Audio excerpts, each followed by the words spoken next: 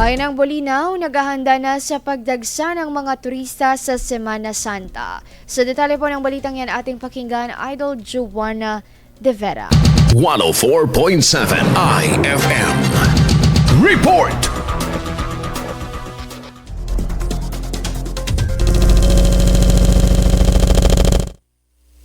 Pinaghahandaan na ng bayan ng Bolinao ang posibleng dagsa ng mga turista sa mga kilalang pasyalan at mga simbahan sa darating na Semana Santa. Sa isinagawang Oplan Semana Santa Coordination Meeting kasama ang iba't ibang ahensya, tinalakay ang mga hakbang sa kaligtasan at seguridad sa mga sikat na simbahan at pilgrimage sites sa bayan. Nagkaroon na rin ng koordinasyon ng LGU sa mga accredited establishment sa lugar upang matiyak na masusunod ang safety standards para sa mga turista. Kasama mula rito sa IFM Dagupan, ito si Idol Joanna De Vera, Tatak IFM.